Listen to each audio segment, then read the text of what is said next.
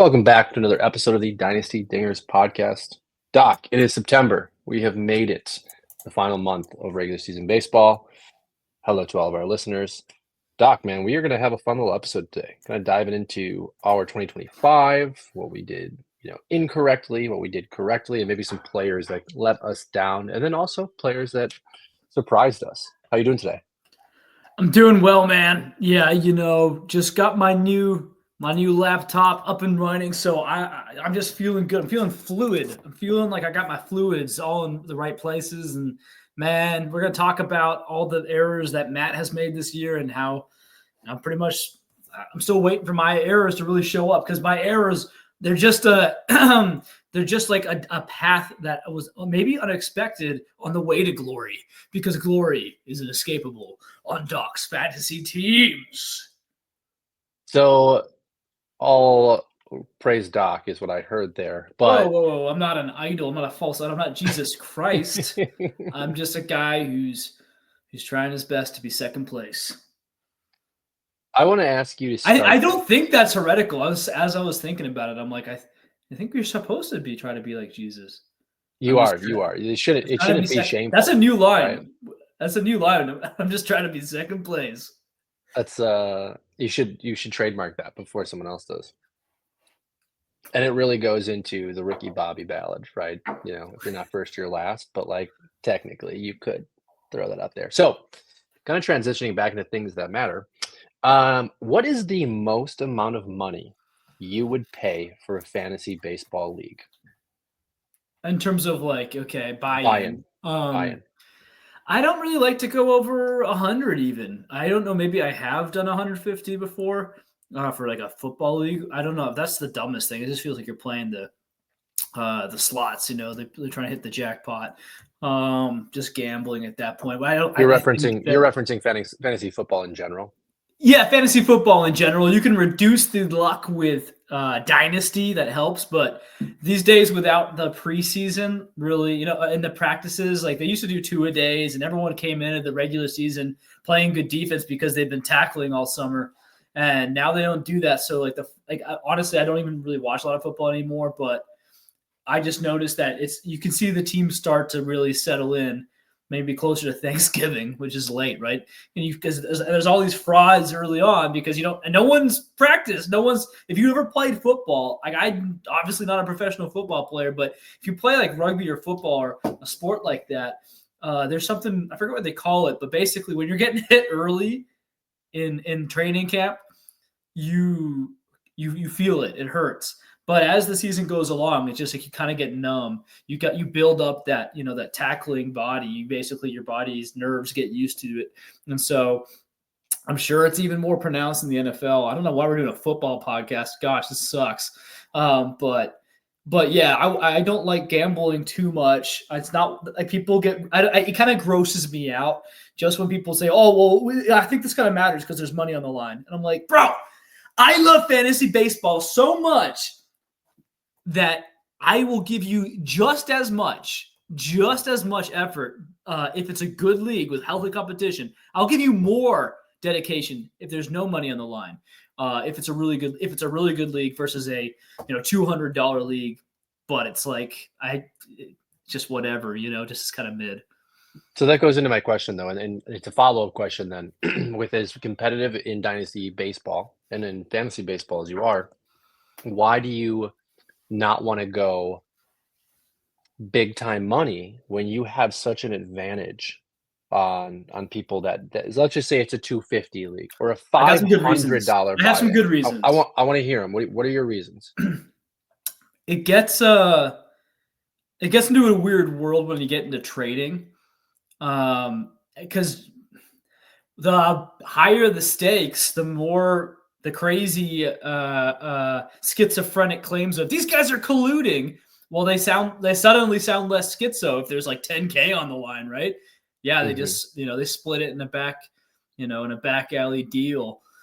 I don't know. It just feels like they're like every trade would have to be scrutinized heavily, and I love hands off. Let the GMs be GMs kind of way, and you can do that in a $30 league. Heck, you can even probably do it in a $100 league. I don't know. It's like Just depends where you're at financially, I guess. But when you get into super crazy high stakes, yeah, I guess that would be fun. But I guess I would say this: I would be more open to it if there was no trading in that league, because then it's like, okay, as long and again, you'd have to have a system to prevent like weird drops. Make sure there's like a policy basically. You can't just drop studs for the guy who has the next best waiver claim, things like that. But Sure. yeah, that would be my biggest concern is that it would. I love trades. I love leagues that have a lot of trades. It's actually not a small thing. Like leagues that have a lot of trading activity is a lot of fun. But if you have enough trades, you're gonna have dumb ones that come across, and then there's drama, blah blah blah blah blah. But if you took that out of it, if you took that like concern away, yeah, you're probably right. It'd probably be like a good money making thing for a guy who like I'm pretty good at winning fantasy leagues, I guess. My rationale with asking you is we're bumping up our home league significantly, and we're creating a new league with significant buy-in, and I'm evaluating other leagues, and I look at what you did in the 30-man salary league that we're in, which is remarkable. No, this isn't me sniffing your ass here. It's just the truth. You took a team with a dead guy and a pretty crappy system in the matter of 2 years to a championship favorite, and had some bad luck, right? Like you can't do anything about that. That's not in your control. But had this league at $100 buy-in, you would be looking at least a $2,000 payout, right? Yeah. I mean, I guess I'd be a little bit more mad that way. yeah, well, and I still could have won a few hundred, right? That would have been okay. So, okay, then follow-up question even to that. If the individual in that league made that trade and it was a $100 buy-in, a $150 buy-in, what do you think the ramifications of that trade would have been? Do you think everything operates differently? That gets vetoed? Judge and Shaw end up going, staying on their team. Oh yeah, no, probably. Right. I think that one would have to go back. Yeah, I'm not sure if that was necessarily clear to me at first. So just for the listener's sake, there was a crazy trade where Aaron Judge, Zach Neto, he wasn't really that flashy of a name at the point. He's still not flashy, but he hadn't done what he's doing now. And Matt Shaw was the bigger name at the time, which you could make a pretty good argument. Those two values have flipped now. So he acquired this one guy, acquired Judge, Neto, and Shaw, and a couple other guys like Bassett, who was fine in a 30 team. A couple other guys somehow. And then he gave away Zach Geloff and Yainer Diaz. And Geloff was in the middle of the slump. It wasn't like coming off the peak. That would have made a little more sense. And it was specifically a new guy who I had made a deal with him, like, or not a deal.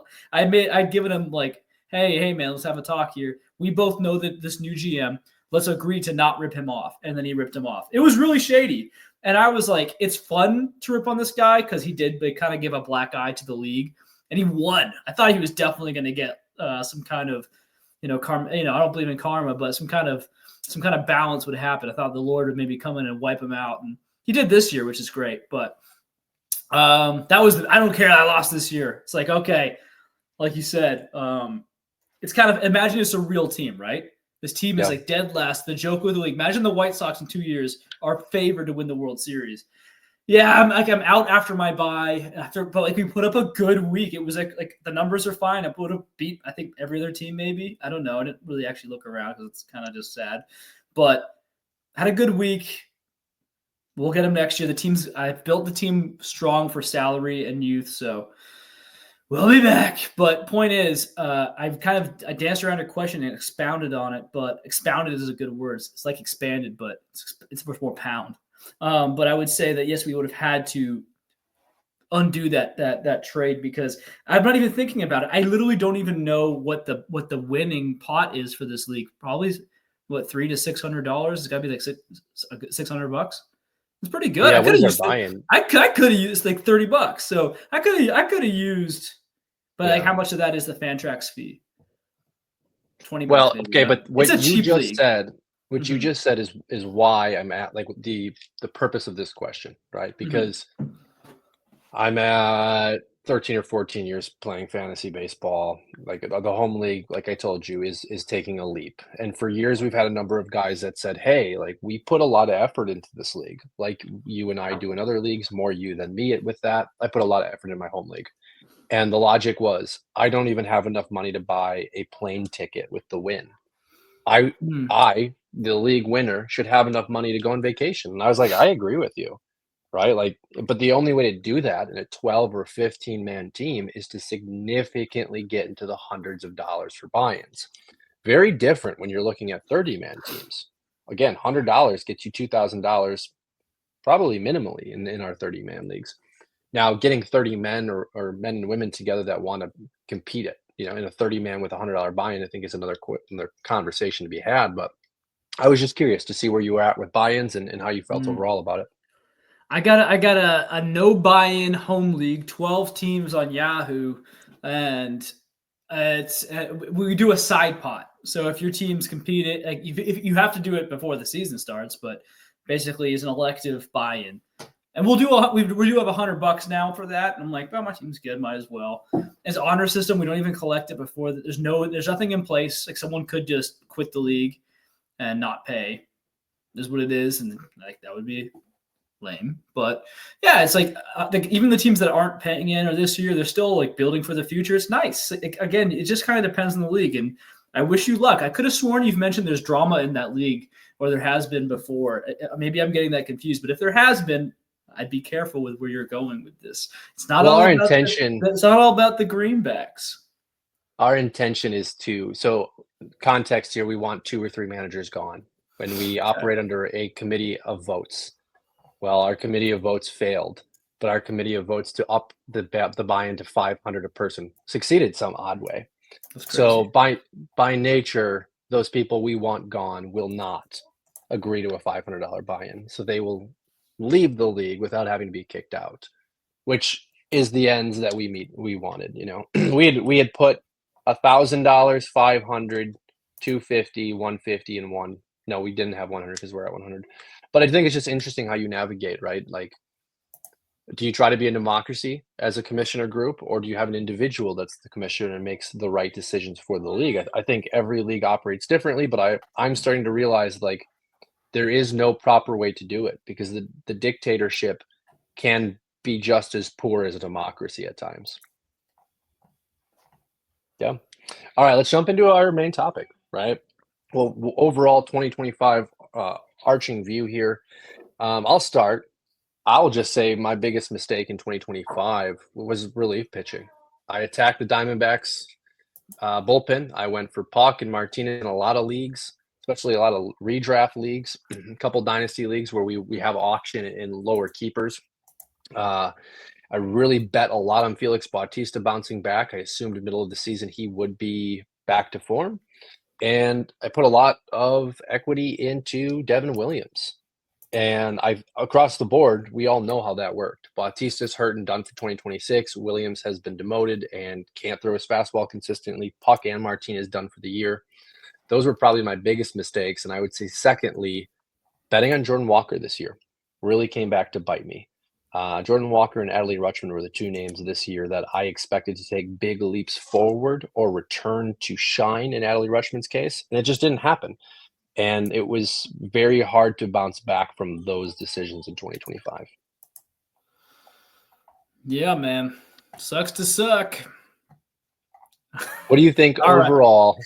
Right. What do you think overall going into 2026? The approach should be for relief pitcher? Because I have some ideas. Okay, I mean, of course, that just depends on your format, right? So if you're saves only and your saves holds, I'm big on like basically, and it depends on the size of the league.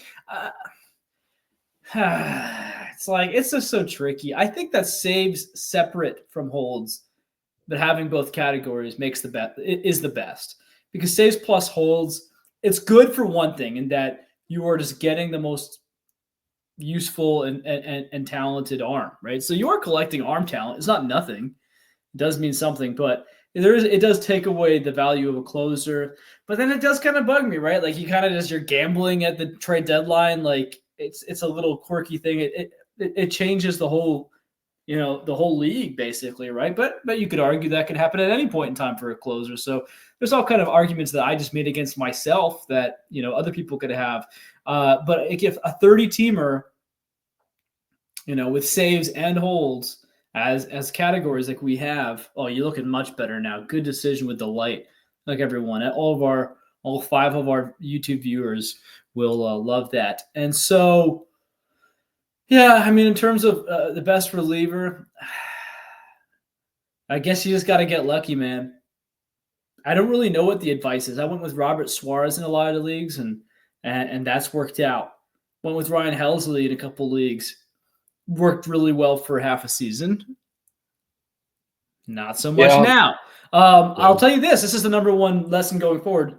Although I saw he got hurt today. I haven't checked to see what happened there. But Kyle Finnegan, how about we start trusting him? He's like the most reliable closer in the league right now, which is a crazy thing to say because people have been just waiting for him to mess up and bumble out of the league, I guess, for the last few years, it feels like.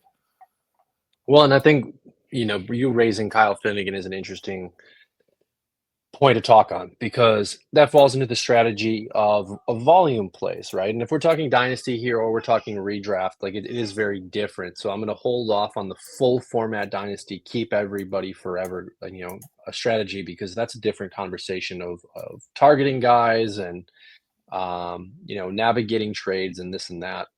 Finnegan, though, if you're looking at a smaller keeper, maybe it's 8 to 10 or a redraft league, the play is volume, right? It's Finnegan, it's Estevez, it's going after some of the guys at the end of the draft after the really big names went.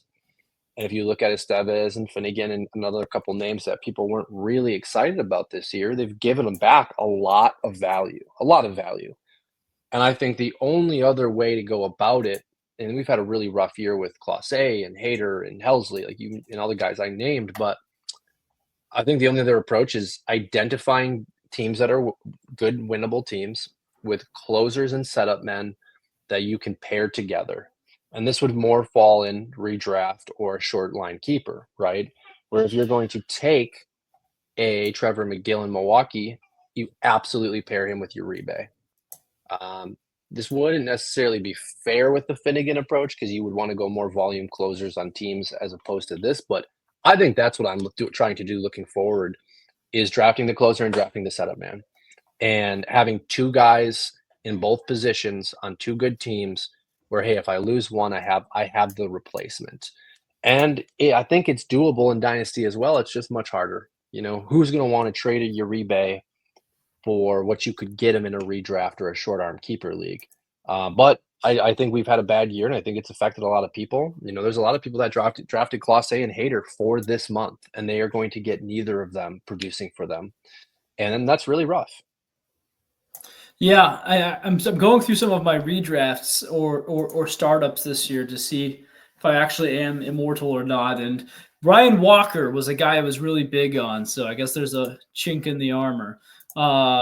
He's funny because he worked his way back. Like I think he's doing pretty well right now as the closer due to injuries in San Francisco. So talk about a weird year, right? And looking good for 2026 because Rodriguez is now out, right? They traded Duvall. Yeah. Rodriguez is out. Like Walker's the last man standing. Yeah, no, it's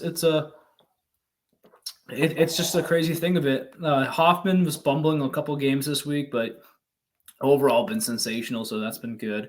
In terms of like, you want me to pivot to like to L's from this year, or do you want me to stick with relievers for now? No, I mean, just talk about a little bit from your perspective on things that maybe you were projecting, players that you were projecting to have a big impact for your team that didn't, or injury players that you may have drafted that never bounced back. Strider's a guy I know that we were going to talk about. Mm-hmm. Yeah, I mean, in terms of my redrafts and startups, they're all doing well. Like I'm in second in a roto league, and I'm in the playoffs, and these 2 other. I'm actually not trying to brag at this point, but I actually nailed a bunch. So I will say that Adley Rutschman, that's a situation where just what's going on. I really thought it's been a couple times where it looks like he was going to turn it around, and he hasn't yet. I think people are underrating what his trajectory is. I'm still buying. I know a lot of people aren't, so maybe you might be in that camp. I just think it's a lost season for Baltimore. So and maybe he's at the heart of it, right? Jackson Holliday has gone through these crazy peaks and valleys. It hasn't been quite the same. So I definitely, in a redraft especially, it'd be an easy decision to go and try to get the value on him, because he's not going to be the top. That's something worth talking about. He won't be the top catcher off the board next year.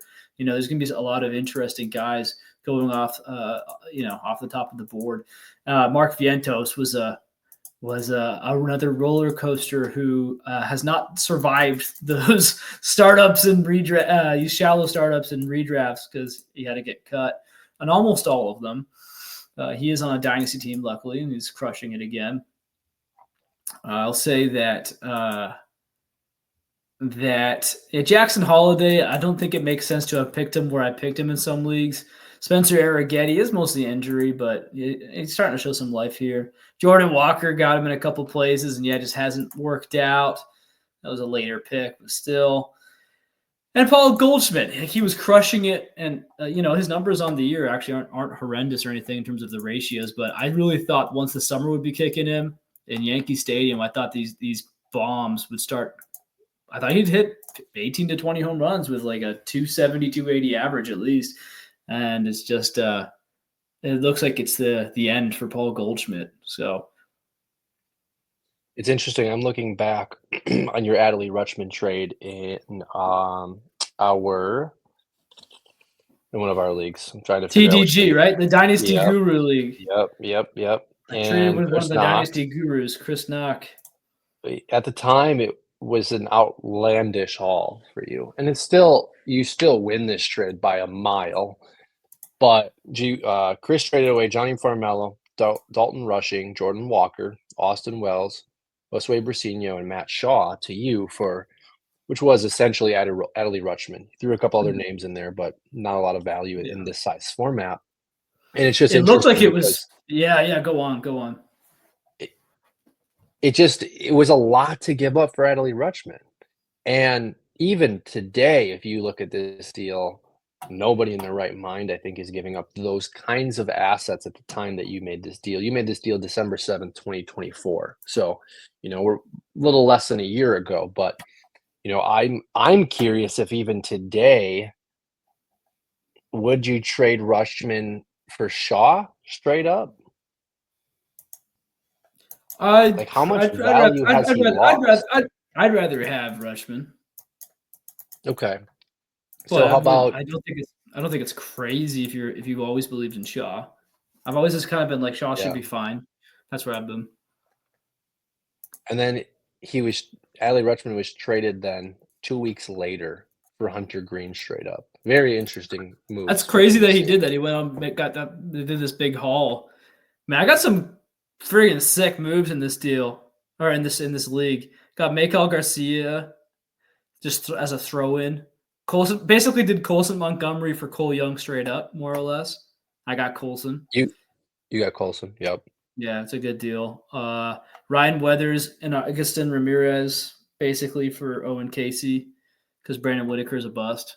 It's a good deal. Anyway, yeah, it's crazy though. These are less than a year old, folks. I know we're getting into our league. Maybe you're tuning out, and that's not good. But you have to think about it. Like, we're just kind of reflecting on the values, right? And it's just crazy how fast they shift. I mean, again, we talked about Mark Vientos. We talked about Paul Goldschmidt. I was writing about Paul Goldschmidt a few months ago. Like, wow, what a successful season it's been. It was like 2 or 3 months of really good play. And Mark Vientos, quite the opposite. And now we're finishing the season. We're thinking, okay, Vientos is once again looking like a premier, one of the best third basemen in the league. Like, we're talking about third baseman recently. Like, Vientos, don't rule him out. Like, he's gonna he could be a top 5 third baseman going forward. We would like to see a full season, because it's again, he's reminding us there actually is 30 to 40 home run power in this bat. And then Paul Goldschmidt, again, if you can't do it with this lineup protecting you, in that stadium, it's sad, but yeah, I think it's time to go. Time to go hang him up. Where are you at when you look at, let's use December as a reference point here. I think that's really when a lot of startups happen. FYPDs are kicking off usually in January after the J15. But I want to use December as the reference point here, because I think we've done a lot of conversation on injury pitchers the value they have post-injury, the value they have, in the middle of that Tommy John return. We had a lot of names this season that disappointed. We have Strider, Shane McClanahan, Bieber came back, pitched 2 really good starts, had a bump tonight. Kyle Bradish is looking good. We have plenty of names to talk about, but going into 2026, you have Garrett Cole, you have Jared Jones. Job won't be out, I think, all of 2026, but he's an asset that could be acquirable. Are you swayed one way or the other from the 2025 kind of frustration from these returns of guys like Strider, or does it not change your approach of roster construction at all? Are you still targeting the guys you like and trading the ones that you don't? I think it doesn't. I think I'm not really too concerned unless I start seeing patterns, right? And so and of course Strider was never a guy I was like I missed him basically everywhere. It's funny. I love Steele 2-pitch guy, but then he's a smart pitcher, right? He's a pitcher. He's not a thrower. And Strider seems like a thrower. So different kind of guy, different build, just different. Everything's different about them. I'm sure Justin Steele and Spencer Strider disagree on everything about the world, being that Steele is a down south Mississippi kid, and Spencer Strider is a vegan. So I'm not sure if they would like the same barbecue. One would be, I can't believe it's not barbecue. That's a terrible joke. So that's what is that? What is the Impossible Burger, Impossible? We're getting worse. Impossible We're getting Burger, worse. if I'm correct, just went bankrupt. I'll confirm this so I don't slander their brand. Okay, and it's made up with bugs and human beings, right? Impossible Burger, I was never really sure what they were processing their fake meat with. Okay, yeah, I'm not big on that. So I would say that but for the most part, Beyond Meat. It was Beyond Meat. Bradish, I was banging the drum like, get this guy. He's still going to be a stud. It was really unfortunate. Frankly, he was a beast. Remember, he was playing through the TJ. He needed TJ and was crushing it. His last start was 9 Ks or something. And he's like, yeah, we just figured it's time to throw in the towel and just get it over with. I'm like, are you in pain? You should be in pain. He's probably on. I think he was on painkillers, something like that. He also came back in, I want to say it was almost exactly 12 months, which was pretty impressive. Maybe a little bit longer, but and coming out. Mm-hmm.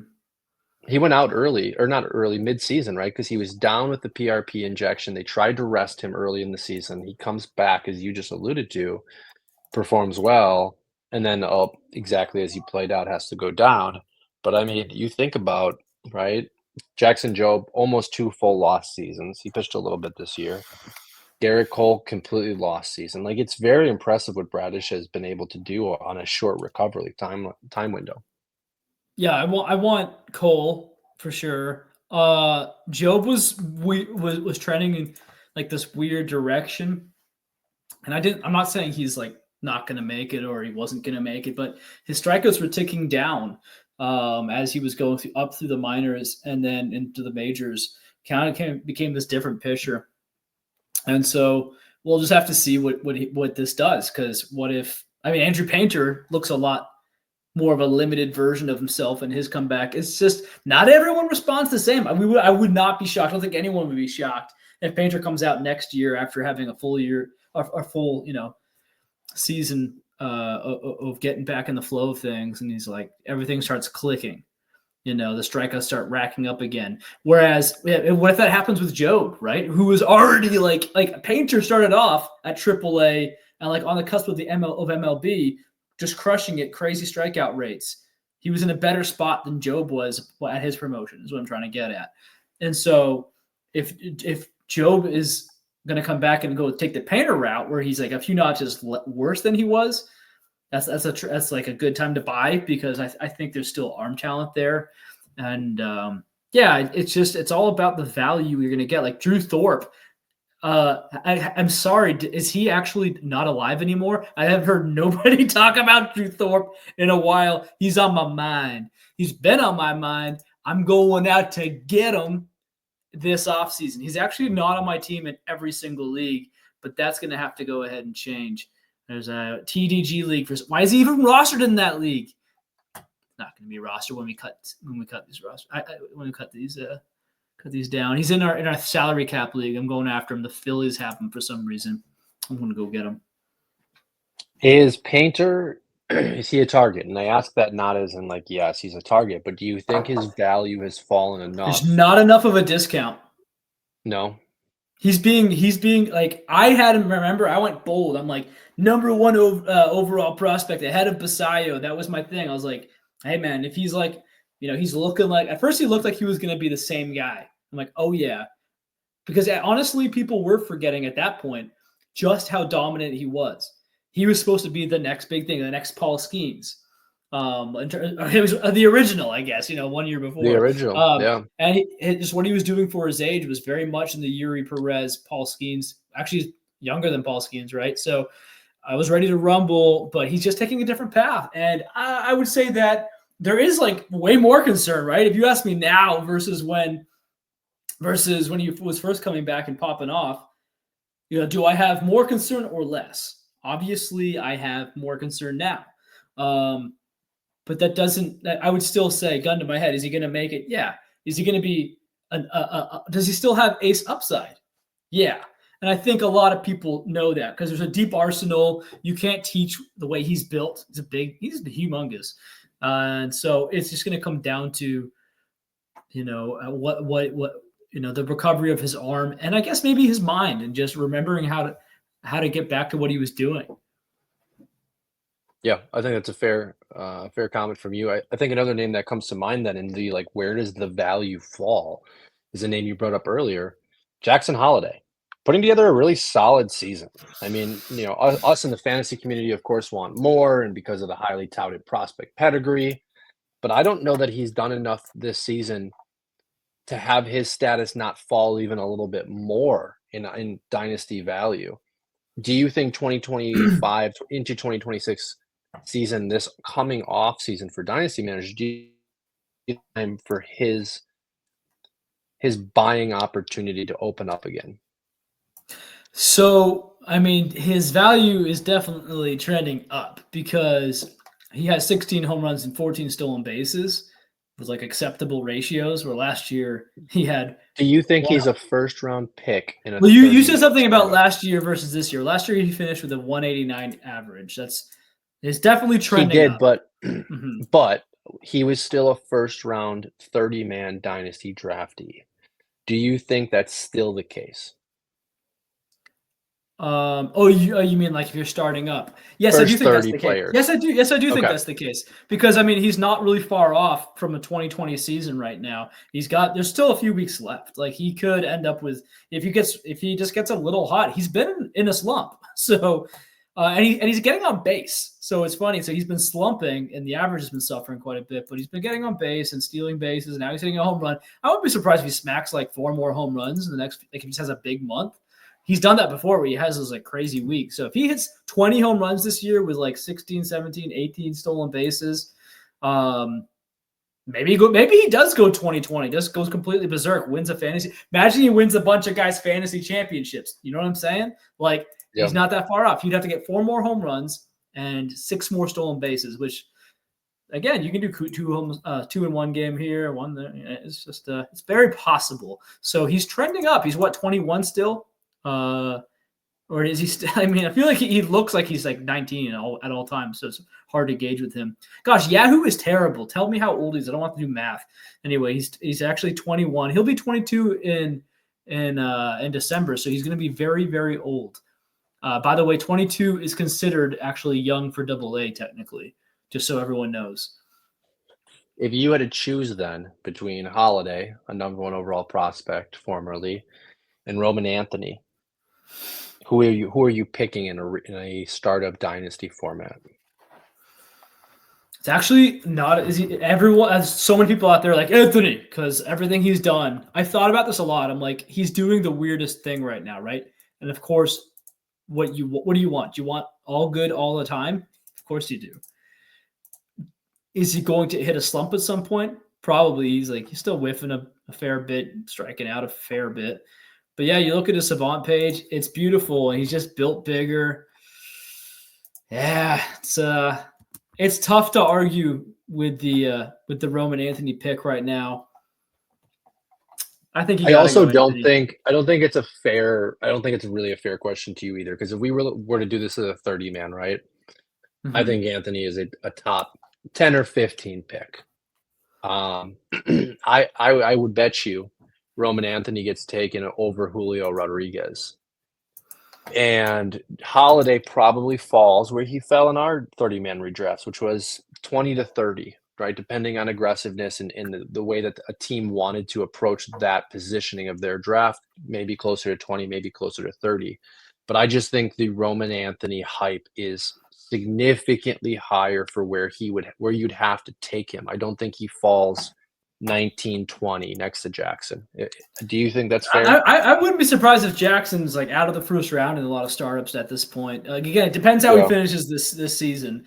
You know, if again we move so fast. If 1 week ago, 2 weeks ago, if you were to do a startup right there, I mean, geez, dude, I'd be interested to see how far he falls. But yeah, Roman Anthony, it's just hard when you look at that profile. Like what don't you have to really squint hard? Like, yeah, it's not ideal whiffs for a 21-year-old rookie, right? It's like it is just all bright red. And like the thing is not like it's like surprising bright red. It's like if you just watch him and listen to the bat, it's fantastic. It's a good thing I traded him away in our 30-man salary cap league. That's really Who good. did you trade I away? did that. Rome? Traded Roman Anthony and Kevin Yeah, McGonigal in the same trade.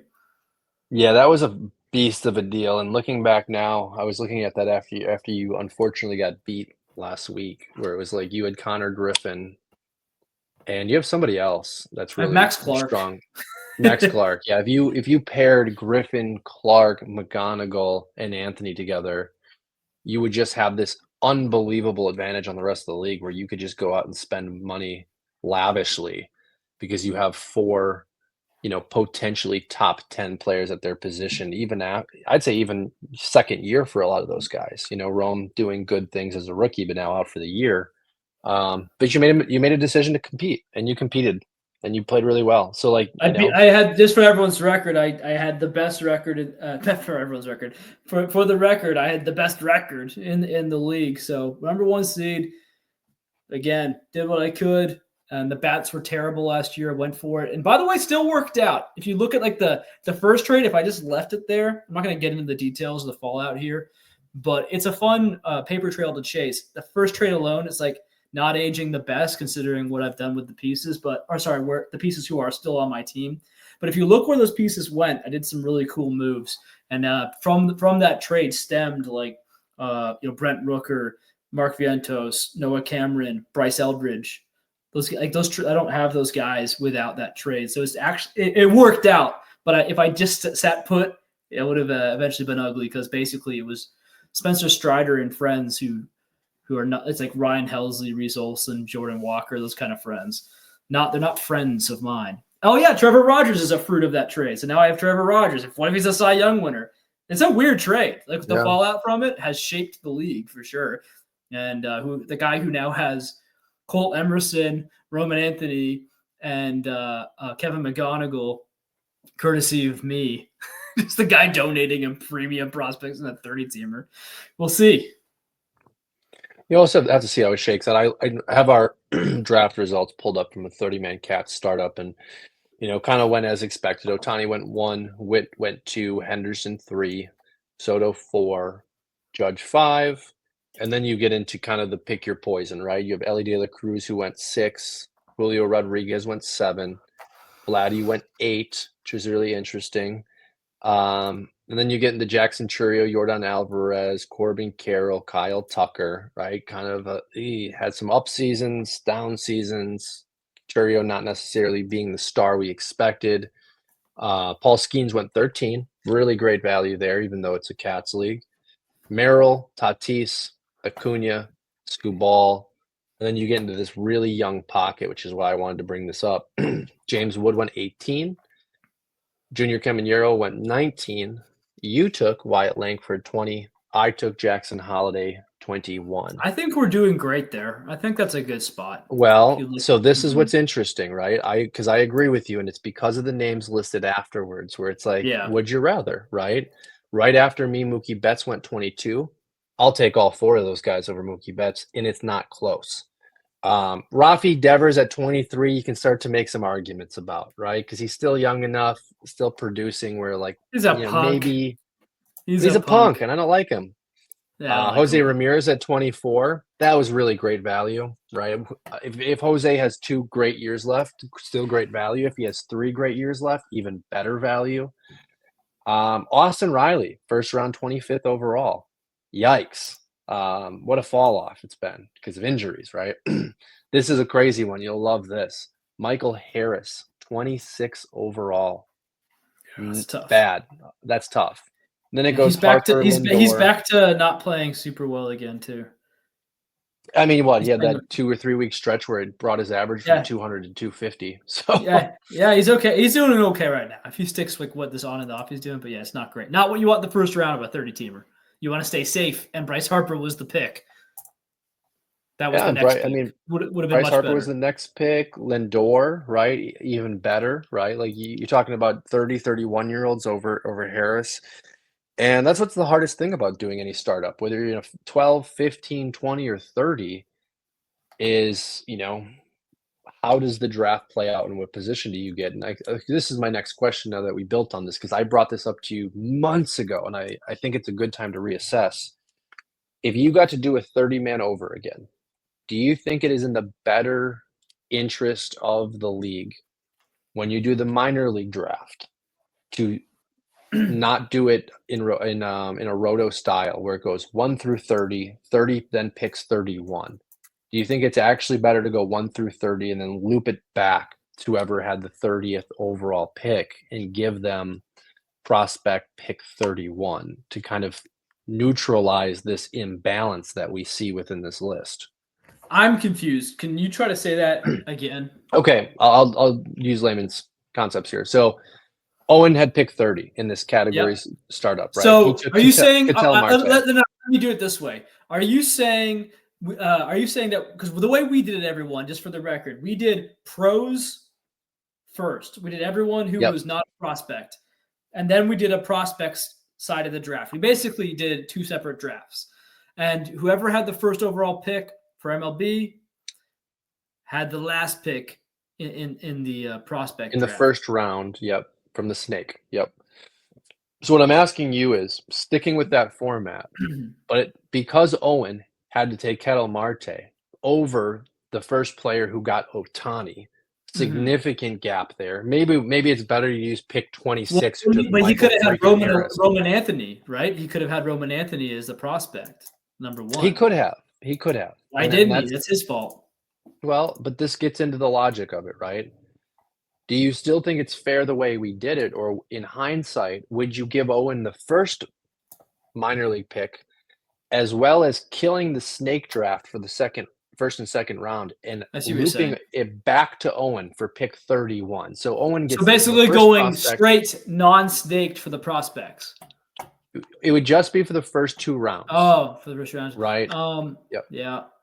No, I mean, let me see the first overall pick. It was probably Roki, which I was like, not Roki. Just listen to me next time, Owen. Oh, look, who was number 2? Roman Anthony. So if he has Roman Anthony right now, he's not complaining, right? It's just crush your picks, guys. Like, same as always. I got crapped on for putting Travis Segura and Thomas White ahead of Roki, and I get, and you know what? I thought about it. I'm like, they are kids. Like they're playing at lower levels, right? I'm just like, I believe in these guys, and Roki, I just don't know if he's going to be a Cy Young off the bat. I think he's just I think he's a pitching prospect. He's still just 23 years old, and it's a different game. And some people didn't want to believe in that. So sometimes I'm wrong. Sometimes we've got 15 minutes here. Let's dive into this a little bit since I've got the board up. So Owen took Roki, and let's remember we gotta connect our audience to this. So everyone, Matt, what are we learning from our draft here? I think the overall purpose is just strategy, right? Like, and I'm gonna reference that point right now. Owen took Roki, which I think I want to say almost unanimously. You and some other people were smart enough to see the concerns with Roki going into a startup, as well as being the crowned the number 1 prospect in baseball, the next Paul Skeens. But it's not a terrible pick for where it was, right? Roki just really didn't work out. you were right. Had he took Roman Anthony or even Basayo, I think that I would that have he feels possibly gone better. Basayo. Yeah. But the real reason I want to start having this conversation right now is because he took a massive, massive gamble with his second pick. So this would have been prospect pick 60. He went Roki pitcher, went Brandon Sproat pitcher. That is, it didn't work. Didn't work. Owen! Where the guy right No! after him You were the chosen one. took Roman Anthony and Jacob Mizorowski.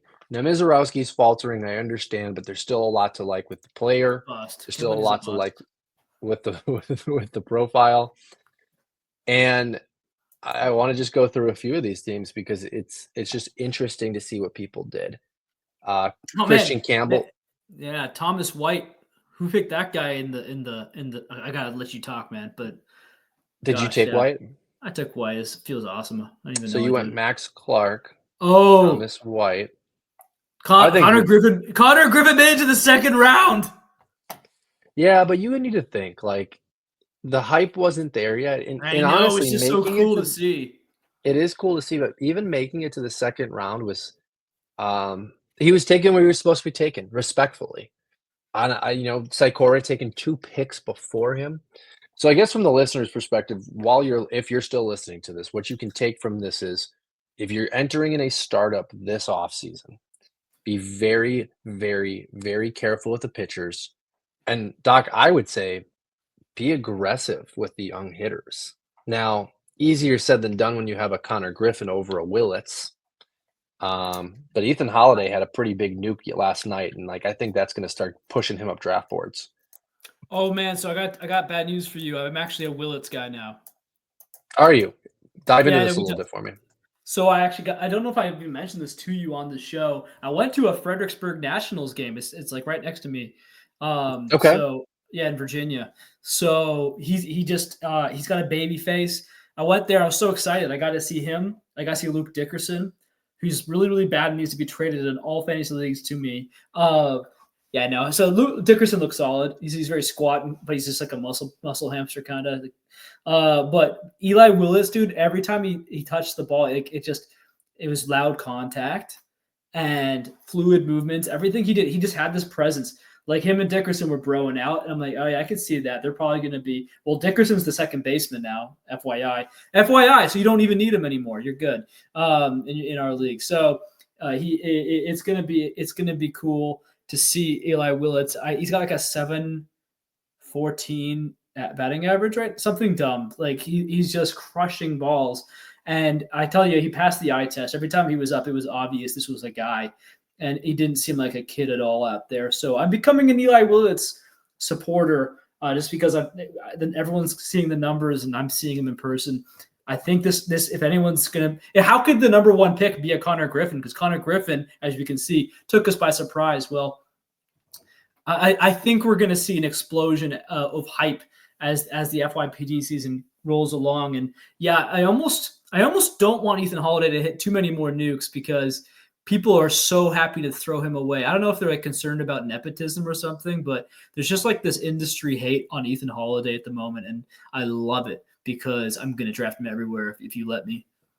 It's funny you say that. I actually saw a post just the other day that literally called out nepotism in Major League Baseball.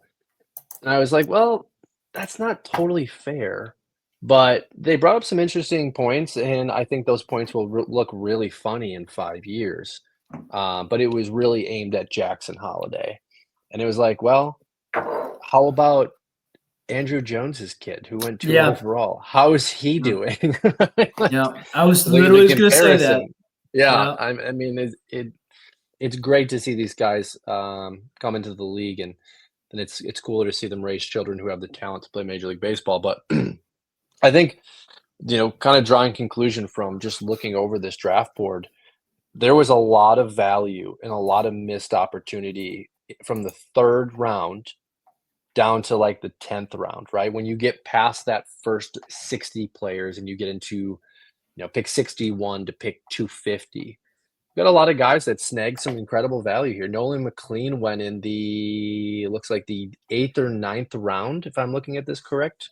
I mean, look at what he's doing and the value he's providing now. And again, this is a 30-man league. Like, that's a big boost if you're a competitive Carson team. Waldrop. Where did Waldrop fall? Two slots after Spencer Jones, one pick before Sammy Stafura, and then right after Stafura. That hurts if you pick Stafura because Trey Savage goes. Yeah. It's tricky. Like this is what like, honestly, I'm doing a mock right now. I'm getting back into prospect mode by force. The Welsh invited me to a prospect mock, and so I can run down who I've got so far, and maybe you can give me. Hey, maybe we can turn the tables. Maybe the turns have tables, and I can do give me your thoughts first, like 5-second thoughts on. I saw Beck post about this today, so you guys are pretty deep into this draft, yeah. Yeah, so it's making me actually have to think about my where I value prospects. And you know me, I don't take my guys where I believe they should be. Otherwise, I'm stupid and I'm losing value. I get them where I know I can get them, but I don't take chances. I'm pretty good with this. I'm pretty good with getting my guys. I did not get Brock Wilken, which is frustrating, but which is just unbelievable. How is there another Brock Wilken fan who's still alive? Who's not maybe he's a Brewers fan. So I'm going to do a rapid fire with you, but I forget where we came from with this. But basically, it was more or less value. I will say values change so dang fast, man. It's so funny when you're looking at this. But go get your guys, because if you just follow the average ranks, if you just follow the average, like where guys are supposed to go, you're going to get what happened to our draft board. Just a bunch, just like, oh, bust, awesome stud, bust, awesome stud. So like it's after a certain point, that becomes more and more of a bust, a bust frequency. Are you ready to? And I hate to use that word, but it's just like not working out so far. Matt, do you have any comments on that, or would you like me to jump into the segment of me asking you questions? Yeah, no, jump on into it. Okay, so just rapid fire because I got 12 guys. Wait, give me how many people were drafting and what draft 12 teams. You start with? I'm going to tell you the and you can give me the value at the spot. This is the overall prospects right now. Every prospect in the league. The 12th overall prospect, Walker Jenkins. Non-debut? This is all prospects. Okay, so Basayo's in this. Yeah. Okay. You had the 12th pick. So 12. Actually, I was at the turn, so I'll give you two at a time to make this faster. So okay. 12-13. Walker Jenkins, Colt Emerson. I'd give you an 89 on the Jenkins. I'd give you a 82 on the Emerson. But I think those are not in on Emerson like the rest of the folks. Maybe he's outside your top 20. Cautious. Yes, Emerson's outside my top 20. It's a good way to figure out where you're at. Okay, next up, no time to think. 36-37. Now this is fun. Hurston Waldrop, still a prospect. Oh, wow. And Eli Willits. Wow. I think it's high on Willits. People seem to be a little surprised with Willits. No, I'll actually give your Willits pick a 93. Oh! I'll give your Waldrop. It's hard to say because I'm not looking at who's around him, but like he's performing at the major league level. So I don't understand it. 94. Thank you. Yeah, he's like he just did a 9K game, like after having great games anyway. And before you go on, I want to ask you this: mm-hmm. Thomas White over Waldrop, correct? You'd take White over Waldrop. Gosh. I would take White over Waldrop, and he was taken 1, 2, 3, 4 by Tim Kanak because this guy was just getting my we're guys. Talking value, right? But I actually don't think it's as close as it's like Nolan McLean went right before him, before Waldrop. Like Nolan McLean's doing great, but what's going on, guys? You have a guy who's been through it. Yeah, it's interesting. That's interesting. I would actually take Waldrop over McLean. Yeah, just McLean's incredibly dirty and filthy, but there's just something about that scares me. And maybe he's the guy. Okay, next few picks. He check for you because this is someone who's becoming a Docs guy really fast. There's two of them. I'll actually go first. I'm going to fast forward to 61, Travis Sikora. I'll get your thoughts there because that is interesting where you would pick him in a startup right now. So 61, Travis Sikora, but 60 doesn't really matter. They're back to back. So I get to choose who's where. Joshua Baez from the St. Louis Cardinals, not Jesus. Joshua. I actually Really like that. I think Baez might be a top 30 prospect right now. Well, you want to know it's absolutely wild? In our Wild West, in one of our 30s we created for Scout the Stat Line, Baez was dropped in the Wild West, and I was able to pick him up. People, that's how things so drastically can change, and why you absolutely do not drop anybody under the age of 21 who has physical attributes that may just jump off the chart the following season. Drop the 26-year-old pitcher you drafted in the last round if you desperately need to pick somebody up. Baez, I'd give you an 86. I like the positioning. Actually, no, 88. 88. Okay. The Sykora one, It's a tough one. that's a tough one because I'm looking at this in the lens of if we were drafting in a 30-man, you're taking It was a hard pick. second round pick.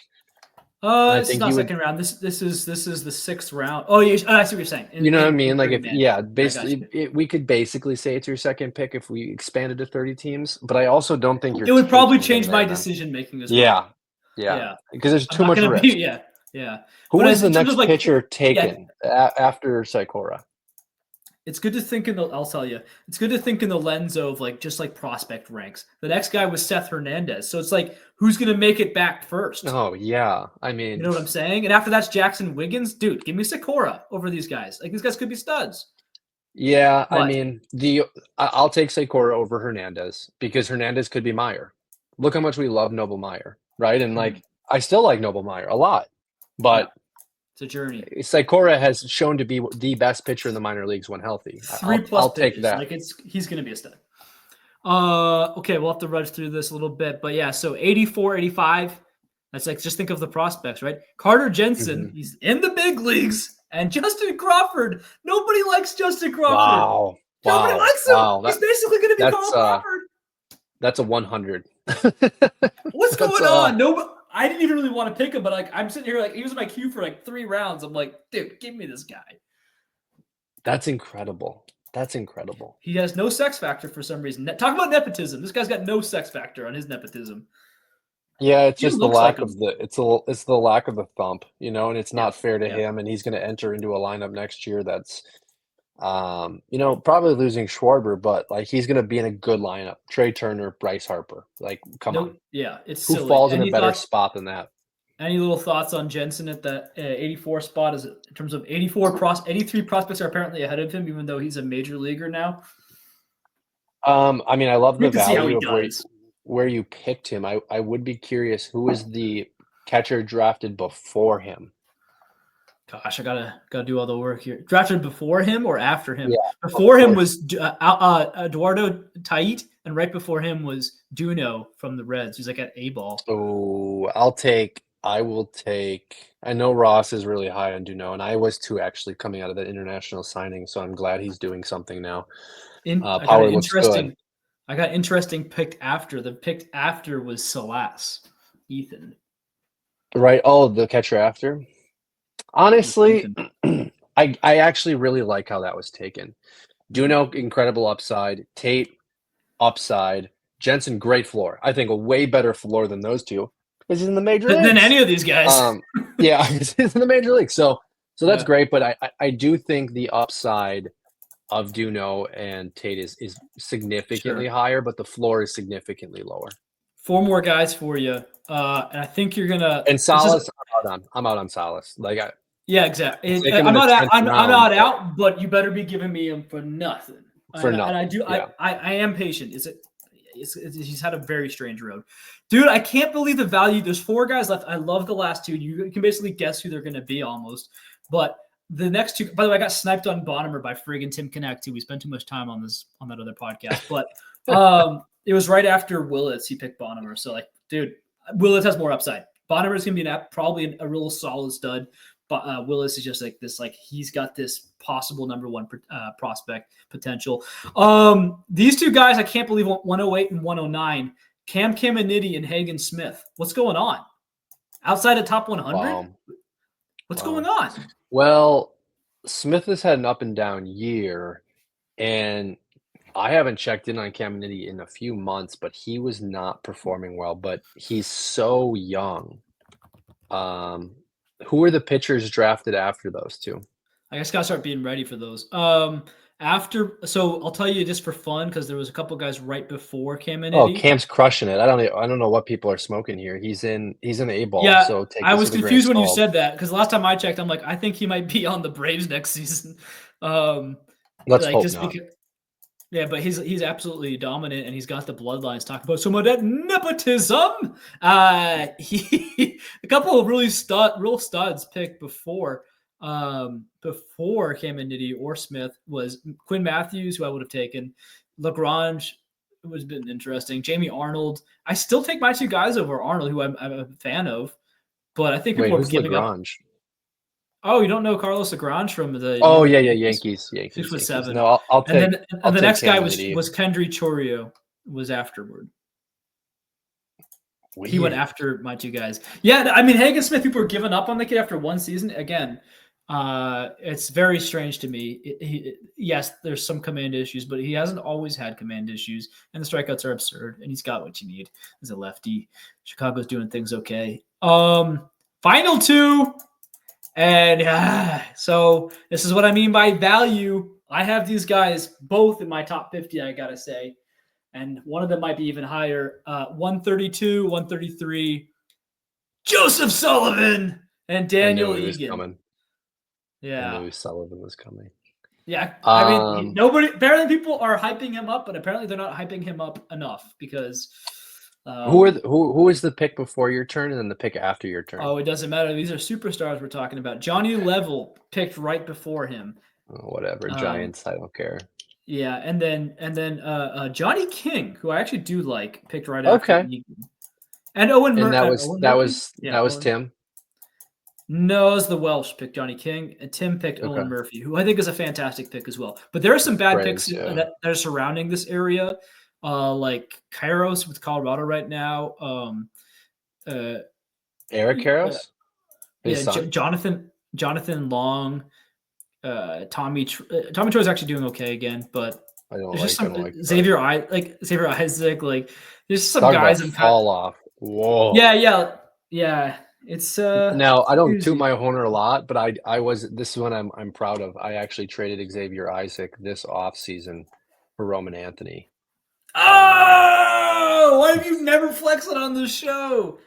You should be that should be your new X name. Traded Xavier Isaac for Roman Anthony. And then all you do is let me see if I can give you the exact deal because this was a dispersal that I took a team over on, and the team that I traded with is like a Ross team. So anyone that doesn't know what that means, it means this guy just dominates everything in our league, and every starter he has is a Hall of Famer. But he didn't have a first baseman. So I sat back as he tried to pry Isaac out of me, knowing that Isaac had massive holes and that we didn't like him. Honestly, I'll take Kellen Moss over Xavier Isaac, and I might have done that this offseason. So it was a little bit more than Isaac, so I can't get too pumped up. But I did trade for this player back, if that helps at all. So it was Xavier Isaac and Travis Sikora for Roman Anthony in April. Sikora is worth mentioning, big guy, but I did get him back. I got him back for Jacob Ferris and Lazaro Montez. So I was really excited about that. You like leading with the guy that doesn't matter and then the guy that does matter. So yeah, Montez is so weird, but yeah, man, it's a very strange game we play, right? Like things are already shifting in my brain. I can feel my brain shifting to prospect mode just as soon as I exited the 30-man. I'm like, gosh, what the heck? I built this awesome competitive team with all these vets, and I'm like, a week later, I'm like, these vets kind of suck. Why do I need guaranteed 30 home runs from Brett Rooker when I could have had some prospects? How high do you think you're going to have Willits and Ethan ranked? Apparently, I got him in a top 40, so there's 0% chance he can be anything higher than that. I don't know actually, because I'm going to let the season play out at this point. Like, it would be stupid to just do like all year. I don't do rankings, and then come out with the most missed opportune time rankings. That'd be great. Yeah, it'd be kind of funny. So, but I am getting a strong sense of where I'm at. It's fun. It's kind of interesting to just kind of take a step back for the year, come back and be like, hey, remember these names? How are they doing? Okay, what lessons did we learn from there? And it's not like I wasn't playing Dynasty baseball. So I'm here. I'm working with Prospects Live actively. I forget your question. I'll give you a new one. Where did Ethan Holiday go in this draft? Great question. I want to know if he went before or after He went Willits. the fifth pick of the third round, which is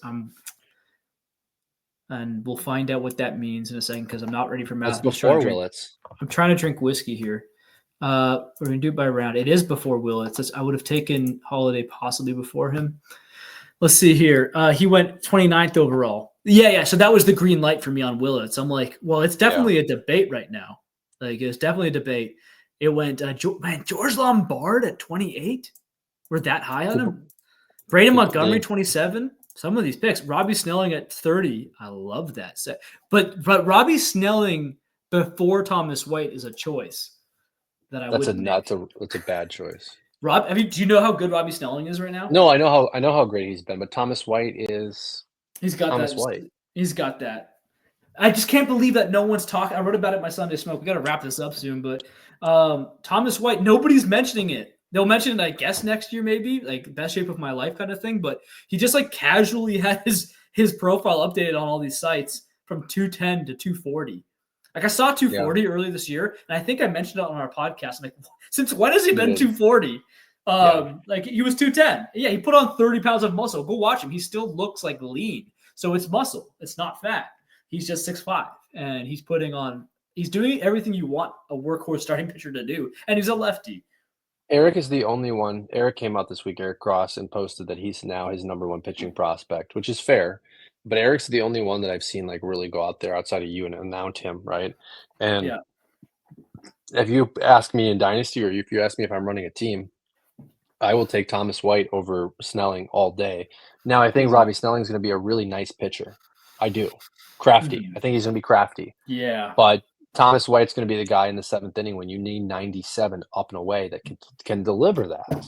And that's a number one style pitching prospect. Absolutely. Yeah. I mean, all right, Doc. Say that. Yeah. Anything else? We'll wrap it. We'll say goodbye. I think we had a positive podcast today with all the prospect conversation. I think it was good. Yeah, we're shifting back. And Matthew Liberatore has not allowed a run through 6 innings. That's a quality start. We love to see it. Oh, he actually only went 5.1. Gotta kill myself now. But yeah, come on, give me a quality start, bro. It's playoffs. Now we hate him again. 7 strikeouts. I can't believe it. He's the greatest player of our generation. So now that we're about to sign off, I actually can't believe I meant to talk about him earlier. Maybe you're just trying to be nice or something, but if anyone wanted to remember, I was victory lapping on Matthew Liberatore all first half. I traded a first, second, and third, 2027, round pick in 2 leagues to Matt Morris for Matthew Liberatore. Now, Matt Morris is not going to do anything with those picks because he doesn't know ball. But, and I'm going to win I'm going to be in playoffs, so it's going to be a bad pick. So it has to be now. It has to be. I'm so motivated to win now. But Matthew Liberatore, it's just a situation where I think he actually is going to be really good next year. I think the first half wasn't just a mirage. It went on too long. He ran out of gas. And so genuinely, like if anyone's listening still an hour and 8 in after all these jokes, I will say seeing that tonight against a really potent, really hot lineup, who I know Miles Michaels also just did well against, but seeing those Ks again, seeing him get like Matthews sucked. He's been so out of gas. And so it's really good to see this. It's encouraging because I do really believe I'm not just some Cardinals stan. I tell you, I think it's going to be Doyle now, but Doyle, and it's up to Liv to see who he wants to be, but he could be the number 2 starter for the future over Quinn Matthews, who even knows what's going to happen with him for the next 5 years for the Cardinals. It'll be great. I think it'll be interesting, and we'll wrap after this, but if it plays out the way you just described, you could foreseeably see a 1-2-3 lefty, lefty, lefty in the St. Louis rotation, which is unheard of, at least from my. They got to keep Michaelis now with that righty 5th starter energy. To throw 82 miles an hour right down the middle, so the guys are just baffled by what's happening to them. Okay, Doc. Anything else before we say goodbye? I'm your Huckleberry. We'll catch you guys next week.